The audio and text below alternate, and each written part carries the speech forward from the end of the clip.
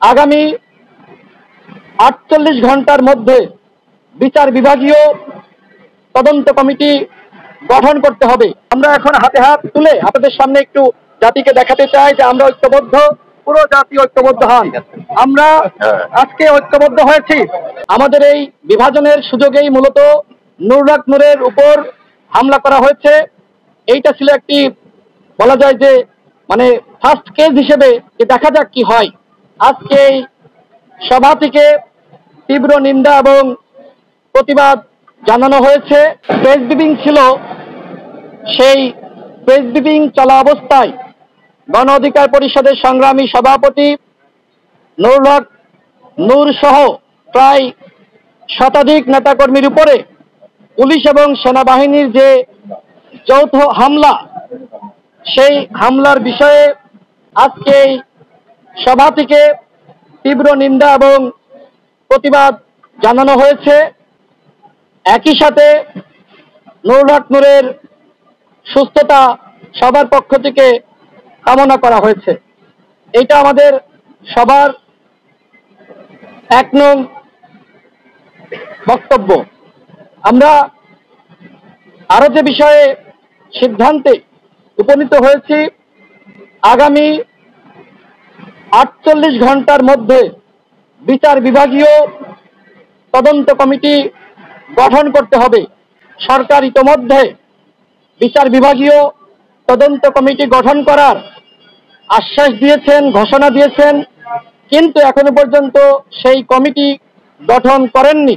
যে কারণে আজকের এই সভা থেকে সিদ্ধান্ত হয়েছে আগামী 48 ঘন্টার মধ্যে বিচার বিভাগীয় তদন্ত কমিটি গঠন করতে হবে এবং যারা নুরুল হক নূর সহ গণ অধিকার পরিষদের নেতাকর্মীদের রক্তাক্ত করেছে সেই সকল দোষীদের অবশ্যই গ্রেপ্তার করতে হবে।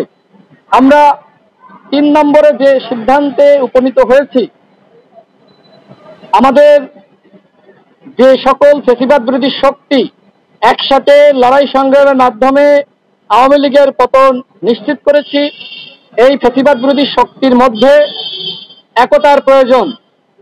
এই সবাই যে বক্তব্য রেখেছেন সেটি হলো যে আমরা মোটামুটি বুঝতে পেরেছি আমাদের মধ্যে যে বিভাজন এবং আমরা একে অপরকে ঘায়েল করার জন্য যে ধরনের প্রতিযোগিতায় লিপ্ত হয়েছিলাম, আমাদের এই বিভাজনের সুযোগেই মূলত নুরুল হক নূরের উপর হামলা করা হয়েছে। এইটা ছিল একটি বলা যায় যে মানে ফার্স্ট কেস হিসেবে দেখা যাক কি হয়। সেক্ষেত্রে পুনরায় ফ্যাসিবাদ বিরোধী শক্তির মধ্যে একতা তৈরি করা, সেই বিষয়ে আমরা সবাই একমত পোষণ করেছি। 4 নম্বরে আমরা যে বিষয়ে সিদ্ধান্তে উপনীত হয়েছি,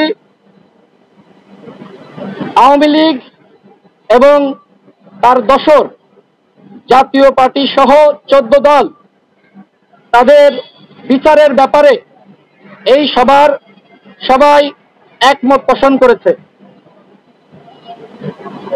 5 নম্বর, নুরুল হক নূরের উপর এবং গণ অধিকার পরিষদের নেতাকর্মীদের উপরে যে হামলা হয়েছে তার প্রতিবাদে শহীদ মিনারে একটি সংহতি সমাবেশের আয়োজন করা এবং সেই সমাবেশে আজকের এই সমাবেশে উপস্থিত 22টি দল তারা থাকার ব্যাপারে একমত পোষণ করেছে। অর্থাৎ শহীদ মিনারে যে কর্মসূচি হবে সেই কর্মসূচি হবে ফ্যাসিবাদ বিরোধী শক্তির কর্মসূচি।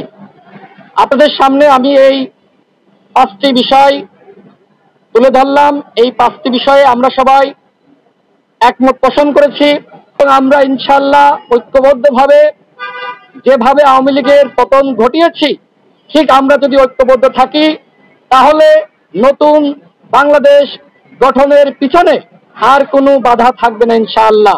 আমরা এখন হাতে হাত তুলে আপনাদের সামনে একটু জাতিকে দেখাতে চাই যে আমরা ঐক্যবদ্ধ, পুরো জাতি ঐক্যবদ্ধ হন। আমরা আজকে ঐক্যবদ্ধ হয়েছি আমাদের সুনিশ্চিত এদেশে আওয়ামী লীগ এবং তার দোসর জাতীয় পার্টি সহ যারা অন্যায় করেছে, গণহত্যা চালিয়েছে, তাদের আশ্রয় প্রশ্রয় কোনো দল দিবে না, নতুন বাংলাদেশ গঠনের পথে আজ থেকে আমাদের অগ্রযাত্রা শুরু হলো। মহান আল্লাহ রাব্বুল আলামিন আমাদেরকে কবুল করুক, আমিন।